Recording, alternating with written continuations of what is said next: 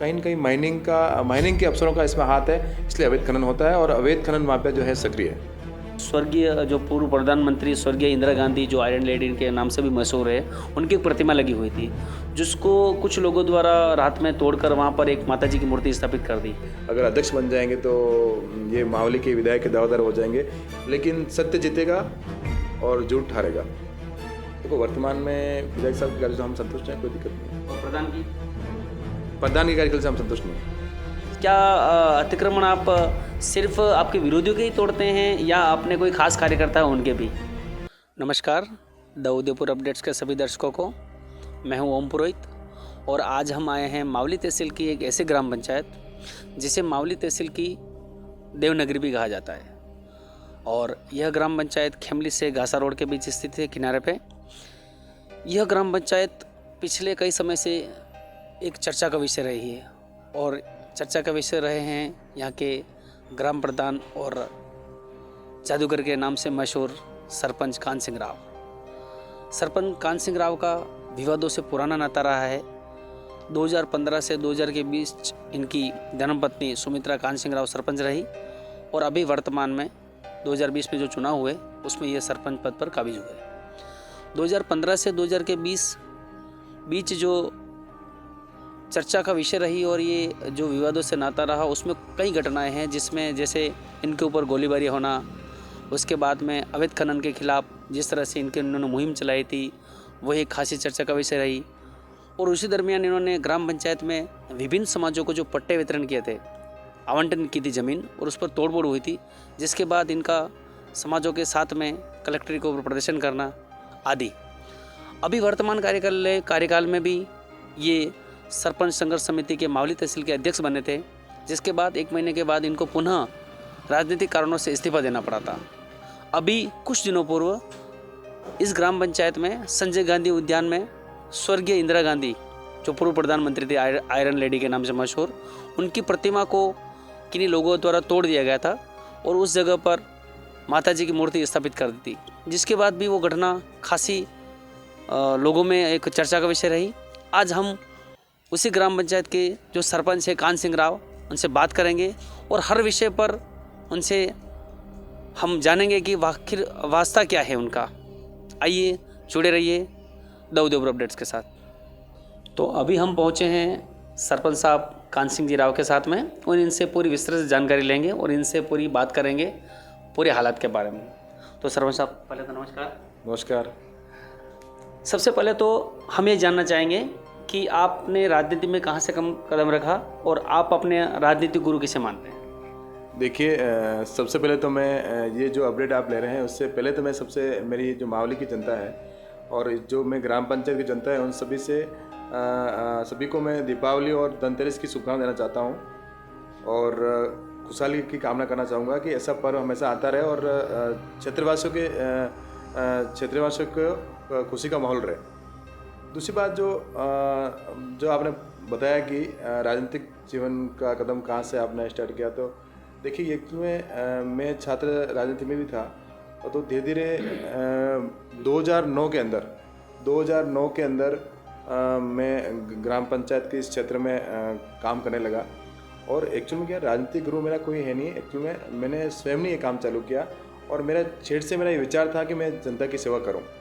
तो मैंने 2009 में चुनाव भी लड़ा और जनता की सेवा भी की और एक बार मैं 2009 में चुनाव सरपंच का हारा हुआ भी हूँ।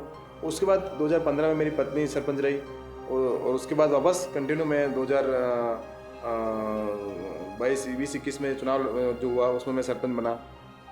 तो वर्तमान में हम काम कर रहे हैं और जनता की सेवा कर रहे हैं। आप अपनी धर्मपत्नी के कार्यकाल में अवैध खनन के मुद्दे को लेकर हमेशा कई आपने धरने दिए और कई ज्ञापन दिए, लेकिन अवैध खनन कहीं देखने में आ रहा है कि अभी जस का तस है, तो आखिर इसका क्या कारण है? देखिए, जब मेरी धर्मपत्नी सरपंच थी तब अवैध खनन जो माफिया थे काफ़ी सक्रिय थे। मैंने काफ़ी संघर्ष भी किया, लेकिन अवैध खनन को मैंने सरकार और प्रशासन को ज्ञापन भी दिया, लेकिन मेरी जानकारी में जहाँ तक मेरा जो सोचना है, जहाँ तक सरकार और प्रशासन के कहीं न कहीं लोग मिले हुए हैं, इस वजह से अवैध खनन नहीं रुका। अवैध खनन के लिए हमने एसडीएम लेवल, कलेक्टर लेवल पे हमने ज्ञापन दिए, लेकिन अवैध खनन नहीं रुका। और मेरी इस ग्राम पंचायत क्षेत्र में लगभग 6 से 7 माइंस जो लीज है गवर्नमेंट की लीज दी हो, इसके अलावा भी अवैध होता है।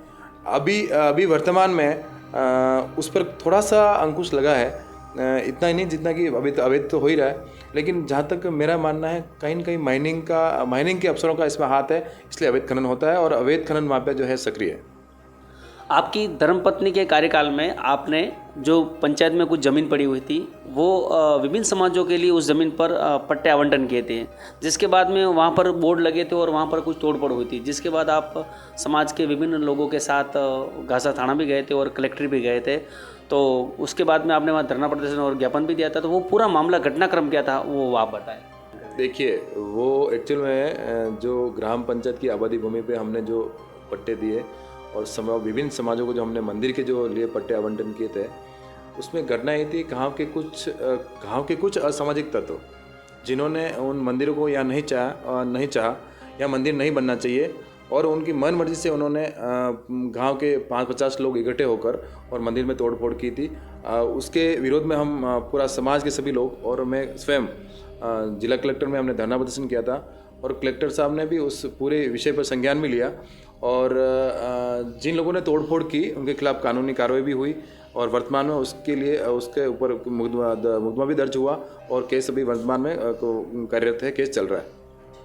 आप अपने ग्राम पंचायत के अंदर ST/SC वर्ग के शुभचिंतक माने जाते हैं, लेकिन कहीं न कहीं एक ऐसा वर्ग है जिसको आप हमेशा कहा जाता है और लोग मनसा भी है, लोग जानते भी हैं कि आप उसके दुर्विरोधी हैं। तो आखिर इसके पीछे वजह क्या है और कारण क्या है, आप बताएं। देखिए, ST और SC, मैं ग्राम पंचायत का वर्तमान में सरपंच हूँ और रही बात ST और SC से हमेशा मेरा लगाव रहा है इस क्षेत्र में और एक्चुअल में ST और SC ही गरीब परिवार और गरीब लोग हैं, तो मेरा दायित्व बनता है कि उनसे ज़्यादा से ज़्यादा उनको लाभ मिले। रही बात दूसरे जो कास्ट यहाँ हैं, जैसे रांगी समाज है या ब्राह्मण समाज है, राजपूत समाज है, तो ऐसा कहीं नहीं है कि मेरा किसी व्यक्ति विशेष समाज से मेरा विरोध है, लेकिन हर समाज में कोई न कोई ऐसे असामाजिक तत्व होते हैं, उनसे जो असामाजिक तत्व हैं उनसे मेरा विरोध है और उनको मैं बर्दाश्त नहीं करूँगा। मतलब आप ये कहना चाह रहे हैं आपका समाज से कोई विरोध नहीं है, असामाजिक तत्वों से? नहीं, समाज से मेरा कोई विरोध नहीं है, असामाजिक तत्व जो जितने भी हैं उनसे मेरा विरोध है। आप कार्यकाल में प्रशासन गाँवों के संघ शिविर में जो मौजूदा अभी प्रधान है पुष्कर जी डांगी, उसके साथ कोई बहसबाजी हो गई थी, क्या घटना थी, पूरा संदर्भ में बताएं। देखिए, वर्तमान में जो सरकार द्वारा प्रशासन गाँव के संघ अभियान में जो सरकार ने कैंप लगाए, तो उसमें अवैध खनन को लेकर कुछ लोग यहाँ आए, तो जो अवैध माफिया थे जिन्होंने किसानों की ज़मीन को रातों रात खोदना और उन लोगों को मैंने पाबंद ग्राम पंचायत स्तर पर मैंने जो जितने भी रास्ते थे सारे रास्ते मैंने ब्लॉक कर दिए, खोद दिए। मैंने अवैध खनन होगा मैं नहीं करने दूंगा और मैं रास्ते खोद दिए और रास्तों पे गाड़ियाँ चले, इस वजह से रात को मैंने रास्ते सब खोद दिए थे जिस पे गाड़ियाँ नहीं चले रात को। बाकी रात को निगरानी रखना बहुत मुश्किल है, इस वजह से मैंने रास्ते भी खोदे। तो उन लोगों ने जो अवैध खनन माफिया थे उन्होंने प्रशासन गाँव संघ अभियान में हमारे वर्तमान में आदरणीय प्रधान साहब पुष्कर जी डांगी के उनके समक्ष में और एजम साहब को ज्ञापन भी दिया कि सरपंच साहब हमारे यहाँ रास्ते रोक रहे हैं। तो प्रधान साहब ने यूँ कहा कि भाई ये सरपंच तानाशाही है, मतलब मेरे को तू ता बोला।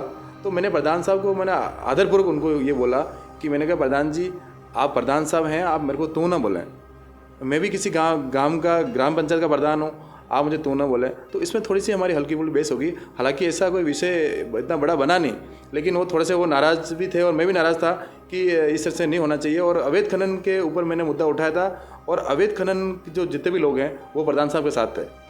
आप हमेशा अतिक्रमण को लेकर सचेत रहते हैं और आपकी ग्राम पंचायत में जो अतिक्रमण करने वाले हैं उनमें भी आपको लेकर एक भय बना रहता है। क्या अतिक्रमण आप सिर्फ आपके विरोधियों के ही तोड़ते हैं या अपने कोई खास कार्यकर्ता है उनके भी? देखिए, ग्राम पंचायत के अंदर जब से मैं सरपंच हूँ अतिक्रमण का मतलब ये है कि ग्राम पंचायत के क्षेत्र में हमने पूरी पंचायत में मास्टर प्लान बनाया और मास्टर प्लान में क्या होता है कि जो रोडें सकड़ी होती है उसको चौड़ा करना होता है। तो हमने पूरा एक डिजिटल मैप बनाया पूरा और उस मैप के अनुसार हमने राजस्व रिकॉर्ड जुटाया पटवारी से और उसके आधार पर जहाँ जहाँ रोडों पर अतिक्रमण, जैसे रोडियाँ पड़ी है, रोड के ऊपर या कहीं पत्थर पड़े हैं या कोई लकड़ियाँ पड़ी है, उसको हमने चौड़ा किया। और जहाँ जहाँ रास्ते कई वर्षों से मेरा मानना है कि जब से ये पंचायती राज लागू हुआ तब से कई रास्ते ऐसे ब्लॉक थे जो रास्ते मैंने खोले हैं। और मैं आपको बता दूं इस चैनल के माध्यम से कि लगभग मैंने 8 किलोमीटर रोड ऐसी रोडें हैं जो खोली, जो लगभग कई वर्षों से बंद है, उन रोडों को मैंने खोली है और लोगों में उत्साह है और वो रोडें खोलने से लोगों को काफ़ी आसानी हुई।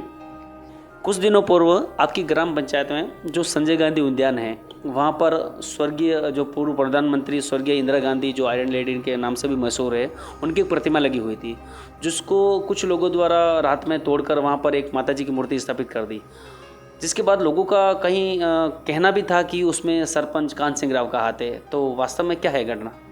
देखिए, मैं 2015 से यहाँ सरपंच हूँ। आदरणीय प्रधानमंत्री स्वर्गीय इंदिरा गांधी जी की मूर्तियाँ लगी हुई है, हमको उस पर कोई आपत्ति नहीं है और नहीं हमने ऐसा कोई कृत्य किया है। कोई अपने आप में ऐसा कोई राजनीतिक दांव पे नहीं लगाता है, लेकिन ये जो असामाजिक तत्व है जिन्होंने मुझे घेरने के लिए और मेरे पर आरोप लगाने के लिए ये काम किया है, अगर पुलिस अनुसंधान करती और सही अनुसंधान हो जाता तो निश्चित तौर पर जिन अपराधियों ने ये काम किया है और वो उनको पता भी चलता। लेकिन इस पर मेरे हिसाब से पुलिस ने इस पर विशेष कोई गौर संज्ञान लिया नहीं। अगर पुलिस लेती तो निश्चित तौर पर कार्रवाई होती और जिन लोगों ने तोड़फोड़ की है और इस तरह से जो कृत्य किया है उसके खिलाफ अगर कार्रवाई होनी चाहिए। और मैं तो पंचायत की तरफ से और मैंने इस पुलिस प्रशासन को भी कहा कि मैं साथ रहूँगा और कहीं भी मेरे व्यक्ति और अगर आपको कोई ऐसा लग रहा है तो आप जांच करा लें पूरी, और उस जांच में हम शरीक रहेंगे और ऐसा कुछ होता है तो आप दोषियों को कड़ी कार्रवाई करें, हम साथ रहेंगे। आप सरपंच संघर्ष समिति के अध्यक्ष भी बने थे, लेकिन कुछ दिनों बाद ही आपको मजबूरन या जो कुछ भी कारण रहे हो इस्तीफा देना पड़ा था। लेकिन मावली पंचायत समिति में भाजपा समर्थित सरपंच ज़्यादा हैं, उसके बावजूद भी आपको इस्तीफा देना पड़ा और उसके बाद आपकी पार्टी के जो अभी भाजपा के वर्तमान विधायक है धर्मनाथ जोशी, कई खुलकर आपके पक्ष में नजर नहीं आए। वो वास्तव में क्या है घटना? देखिए, मेरा सरपंच संघ अध्यक्ष बनना, सभी सरपंचों की राय से मैं सरपंच अध्यक्ष बना। और कई बार होता है कि सरपंच संघ अध्यक्ष बनने के बाद पार्टी के अंदर भी हल्का फुल्का विरोध रहता है और विपक्ष में तो रहता ही है। दूसरी बात, सत्तारूढ़ पार्टी है और सत्तारूढ़ पार्टी का भी ये कहना था कि हमारी सरकार है और हमारा अध्यक्ष होना चाहिए। तो कुछ सरपंच जो बीजेपी के सरपंच है वो भी उनके साथ मिले हुए थे। तो हालांकि देखो, ऐसा सरपंच अध्यक्ष हटाना नहीं था, इस्तीफा मैंने स्वयं ने दिया था, लेकिन ऐसी कंट्रोवर्सी हो रही थी तो मैंने इस्तीफा दिया क्योंकि अपन इस कंट्रोवर्सी में नहीं रहना चाहते। हम जनता की सेवा के लिए यहाँ पे आए हैं और सेवा करना चाहते हैं, ऐसी कंट्रोवर्सी में हम नहीं पढ़ना चाहते। इस वजह से मैंने इस्तीफा दिया और 4 महीना 5 महीना लगभग 5 महीना मेरे पास कार्यकाल रहा इस अध्यक्ष का। तो अच्छे से हमने काम भी किया और अभी वर्तमान जो अध्यक्ष हैं वो भी कर रहे हैं काम और उससे हमको आपत्ति नहीं थी। लेकिन कुछ लोग का विरोध था इसमें, हमारे सरपंचों का जो भाई की ऐसा नहीं बनना चाहिए, ये अगर अध्यक्ष बन जाएंगे तो ये मावली के विधायक के दावेदार हो जाएंगे। ऐसी अपनी भावना नहीं है कि हम मावली के विधायक बन जाएंगे या मावली के विधायक के दावेदार हैं, ऐसा कुछ नहीं है। देखो, जिसके हाथ में भाई की रेखा में जो लिखा है वो निश्चित तौर पे होगा, भले विधायक बने, सरपंच बने या सांसद बने, जिसके योग हैं वो निश्चित तौर पे होगा, उसको कोई रोक नहीं सकता। आप देहात युवा मोर्चा के उपाध्यक्ष बने हैं जिला, तो कई सुनने में आ रहा है कि आपने जिलाध्यक्ष चंद्रगुप्त सिंह चौहान को मैनेज करके आपने अपनी घोषणा करवाई, लेकिन देहात युवा मोर्चा जिलाध्यक्ष ललित सिंह सिसोदिया ने अब तक कहीं भी सोशल मीडिया पे या कहीं भी लेटर अब तक उन्होंने जारी नहीं किया। तो वास्तव में वो आपसे कहीं असंतुष्ट है कि क्या कहना उसका? देखिए, भारतीय जनता पार्टी युवा मोर्चा का मुझे उपाध्यक्ष बनाया, मैं पार्टी का भी धन्यवाद अर्पित करना चाहूँगा, जिलाध्यक्ष का भी धन्यवाद अर्पित करना चाहूँगा, हमारे जो युवा मोर्चा के जिलाध्यक्ष जी ललित सिंह जी सिसोदिया उनका भी धन्यवाद अर्पित करना चाहूँगा। जो लोग कह रहे हैं वो गलत है और पार्टी की मंशा थी कि वर्कर जो आदमी काम करता है उसको संगठन में काम करना चाहिए और हम संगठन का काम यहाँ करते हैं या क्षेत्र में काम देख रहे हैं।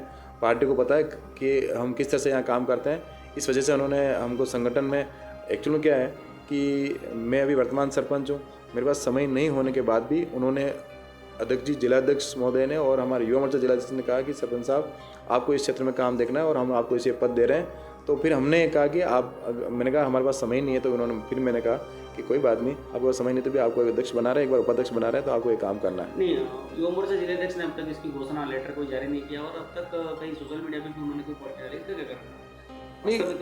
नहीं, घोषणा तो उन्होंने की है और जिलाध्यक्ष ने घोषणा की और दोनों जिलाध्यक्ष साथ में थे और उन्होंने घोषणा की है। बोइना में, ग्राम पंचायत बोइना में कोई कार्यक्रम था, वो लंपी बारिश का जो कार्यक्रम था, उस कार्यक्रम में घोषणा की है और पब्लिक के सामने घोषणा की है और लेटर भी जारी हुआ है। वर्तमान विधायक धर्मनाथ जोशी को लेकर कार्यकर्ताओं में असंतुष्टि है।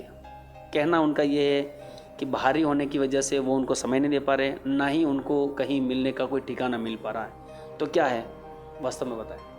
देखिए, ये सब मनगढ़ंत बातें हैं। एक्चुअल में राजनीतिक क्षेत्र में विधायक बनने के बाद बहुत सारे काम पार्टी के अंदर, संगठन के अंदर होते हैं। उनके पास संगठन की जिम्मेदारी भी है और विधायक भी है, बहुत सारी जिम्मेदारी होती है। तो ऐसे पार्टी के, ऐसे संगठन के ऐसे काम है उनमें, जैसे आज गुजरात विधानसभा चुनाव चल रहे हैं तो उनकी वहाँ भी ड्यूटी लगा रखी है और प्रदेश में भी बहुत सारे काम रहते हैं भारतीय जनता पार्टी के।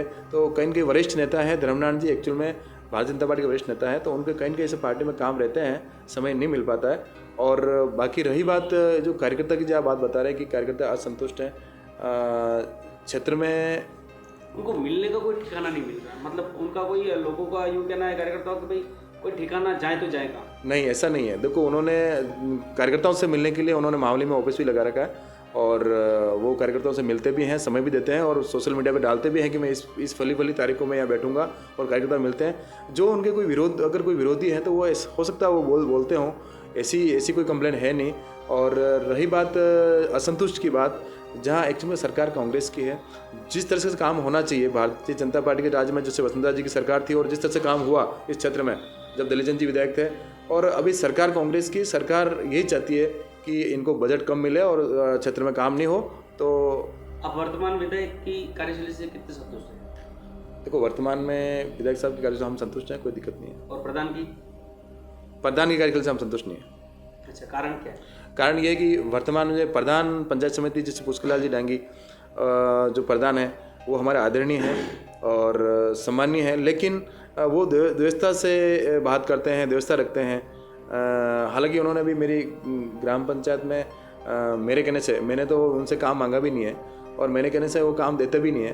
तो क्षेत्र में लोगों ने, जो उनके समाज के जो लोग हैं, उनके समाज के लोग जाते हैं तो वो काम देते हैं और 3-4 जगह उन्होंने काम भी दिया है। तो काम दिया तो बधाई के पात्र है, उन्होंने काम दिया, अच्छी बात है। कुल मिलाकर आप प्रधान की कार्यशैली से असंतुष्ट हैं। चर्चा है कि आप 2023 विधानसभा चुनाव में आप विधायक पद की दावेदारी रखोगे, इस पर आपका क्या है? देखिए, ये कहना, देखो एक्चुअल में इसमें ये कहना है कि अभी बहुत जल्दबाजी हो जाएगी। मैं सरपंच हूँ, 2 बार मेरी पत्नी भी सरपंच रही पहली, और अभी मैं सरपंच हूँ। तो अभी मुझे एक बार इस विषय पे नहीं जाना चाहिए। राजनीति में बहुत लंबा समय पड़ा है मेरे लिए, विधायक चुनाव लड़ना, प्रधान लड़ना, ये सब चीज़ें बहुत लंबी है अभी।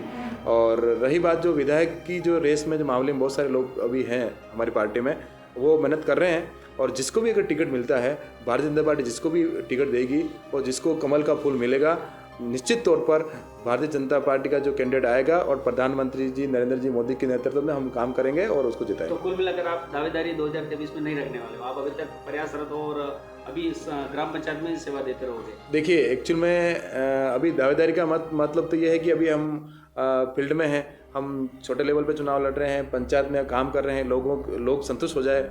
एक कार्यकाल में और चाहूँगा कि मेरा पंचायत में मुझे मिले और मैं लोगों को इस तक सेवा कर रहा हूँ। आज मैं उदयपुर से 40 किलोमीटर से मैं 365 दिन उदयपुर से यहाँ लोगों को सेवा देता हूँ। मेरा निवास उदयपुर है, वैसे प्रॉपर गांव मेरा खाम की मारडी है, लेकिन उदयपुर से मैं यहाँ सेवा देता हूँ लोगों को। 10 साल से रेगुलर मुझे हो गया, तो लोग भी संतुष्ट, ऐसी कोई बात नहीं है। और मेरे कार्यकाल में लगभग 7.5 करोड़ की योजना ग्राम पंचायत में पानी की, जल जीवन मिशन की चल रही है और बहुत सारे ऐसे काम हुए हैं। मेरी पत्नी के कार्यकाल में सीसी रोड वगैरह और कई अतिक्रमण हमने हटाए हैं और लोगों में उत्साह है, कोई दिक्कत नहीं। पूर्व विधायक दलीचंद डांगी जो विधायक थे, उस समय आपके उनके रिश्ते कहीं बेरुखे रहे थे, लेकिन अभी लोगों का कहना है कि अभी रिश्ते अच्छे हैं। तो जो रिश्ते खराब रहे थे वास्तव में क्या है? देखिए, कभी क्या होता है कि संगठन में जब दलीचंद जी विधायक थे, देखो संगठन में हमने कई बार दलीचंद जी का सम्मान है और अच्छे विधायक रहे और विकास पुरुष भी रहे महावली के, और संबंध हमारे अच्छे थे। लेकिन कहीं जैसे कई पंचायत की जो बातें होती विकास की, तो हो सकता है उनके और हमारे दोनों के मेल जोल नहीं हो पाया कि विकास जैसे आज कोई रोड बनाना है तो ये रोड ऐसे नहीं बन के ऐसे बने। तो वो विधायक साहब थे, तो हमने उनसे आग्रह भी किया कि ये रोड इस तरह से नहीं बनना चाहिए, लेकिन उन्होंने उनकी जिद से वो रोडें बनाई। तो उसमें थोड़ा सा हमारा मनमुटाव रहा था, लेकिन अब सब ठीक है। सुनने में ये आ रहा है कि जो सांसद है सीपी जोशी, आपने कही है या आपके कार्यकर्ताओं द्वारा हमें सुनने में आया है कि सांसद जो बजट है उसमें आप जो अपेक्षा के अनुकूल जो बजट मांगते हैं वो आप बजट मिलता नहीं है, और दूसरी ग्राम पंचायतों में बजट उनके अनुकूल मिलता है। तो आपके साथ ये भेदभाव क्यों किया जा रहा है, आखिर वजह क्या है? देखिए, सांसद मत से देखो, एक्चुअल में बताऊँ, सांसद साहब के मत से हमको पूर्व में मेरी पत्नी के कार्यकाल में एक सभा भवन दिया था 5 लाख का, और अभी हमारे को सांसद साहब का फ़ोन भी आया था कि आपको क्या विकास चाहिए। तो उन्होंने एक मुझे उपस्वास्थ्य केंद्र के लिए एक कमरा और बरामदा के लिए उन्होंने कहा कि मैं माइनिंग से दिलाऊंगा। ऐसे उन्होंने 2-3 प्रस्ताव मैंने उनको दिए हैं, और अभी उनके कार्यकाल में मेरे को एक 5 लाख का सैंक्शन मिली है। तो वास्तव में आपको बजट जो आपकी अपेक्षा के अनुकूल नहीं मिलता है? देखिए, एक्चुअल में क्या है कि सांसद साहब का क्षेत्र बड़ा है, लोकसभा क्षेत्र है, काफ़ी बड़ा क्षेत्र है, तो ये तो नहीं कह सकता कि असंतुष्ट है, लेकिन इतने बड़े क्षेत्र है और इतने बड़े क्षेत्र में इतनी ग्राम पंचायत है, तो बहुत ही कम पैसा मिलता होगा। उनके बजट आ रहा है, उस बजट में इतना पूर्ति नहीं हो पाती। लेकिन आपका आरोप है कि दूसरी ग्राम पंचायतों में तो उनको बराबर बजट दिया जाता है, लेकिन आपकी ग्राम पंचायत का ख्याल रख के जो कुछ भी है ऐसा नहीं है। वो देखो, क्षेत्र में जिस हिसाब से पंचायतों को आवंटन कर रहे हैं पैसा, ऐसी कोई दिक्कत नहीं है, ऐसा कोई आरोप है। सीपी साहब का काम बहुत अच्छा है इस क्षेत्र में। अभी वर्तमान में आपके खिलाफ आपके पद को बर्खास्त करने की याचिका लगी हुई है, क्या है मामला, पूरा विस्तृत बताएं। देखिए, वर्तमान में याचिका लगी हुई है, वो देखो लोगों की भावना है, और विपक्ष का ये काम है, ये करेगा, लेकिन सत्य जीतेगा और झूठ हारेगा। आपकी नज़रों में राजस्थान भाजपा की कमान किस नेता के हाथों में होनी चाहिए, और मेवाड़ का नेतृत्व आपकी भाजपा का कौन करें, ये पर आप एक बार बताएंगे? देखिए, ये बहुत बड़ा क्रिटिकल प्रश्न आपने पूछ लिया मेरे को। राजस्थान की राजनीति तो एक्चुअल में देखो, अभी हमारे तो आदरणीय भाई साहब गुलाबचंद जी कटारिया हैं मेवाड़ की राजनीति में, क्षेत्र में। राजस्थान की राजनीति किसके हाथ में होनी चाहिए? और राजस्थान की राजनीति में तो वसुंधरा जी के पास होनी चाहिए, और मेवाड़ की कमान गुलाब जी भाई साहब के पास होनी चाहिए। जाते जाते एक आखिर सवाल, आपकी धर्मपत्नी का जो कार्यकाल रहा 2015 से 2020, और अभी आपका वर्तमान कार्यकाल चल रहा है, इसमें 2 बड़ी उपलब्धियां, आपके धर्मपत्नी की कार्यकाल की और अभी आपकी। हमारे जब मेरी पत्नी सरपंच थी, तो उनके कार्यकाल में हमने मिशन लिया था कि ग्राम पंचायत में 10,000 वृक्षारोपण हमको करना है, तो उस मिशन को भी हमने सफल कर दिया है। तो हमारी पत्नी के कार्यकाल में हमने लगभग 4,500 पौधे लगाए थे, और इस कार्यकाल में हमने 3800 पौधे और लगाए हैं, तो वो मिशन लगभग पूरा होने जा रहा है। और मेरे कार्यकाल का जो बात बताऊँ मैं आपको, तो मेरा मिशन था कि हर गांव में हर घर में नल पहुँचे और पानी पहुँचे। इस विषय पे हम काम कर रहे हैं, और बहुत जल्दी काम पूर्ण हो जाएगा, और काम हमने मौके धरातल पर उतार दिया। तो ये थे हमारे साथ रखियावाल सरपंच कान सिंह राव, जो ग्राम प्रधान और जादूगर के नाम से मशहूर हैं, और हमने इनसे जो लोगों के एक सवाल थे, जो लोग इनकी राय जानना चाह रहे थे, वो इन्होंने जवाब दिए। हमारा ये इंटरव्यू कैसा लगा आप कमेंट बॉक्स में ज़रूर बताएं, और साथ ही हमें ज़रूर राय देवें कि हमें आगे भी और क्या करते रहना चाहिए। धन्यवाद, जुड़े रहें द उदयपुर अपडेट्स के साथ।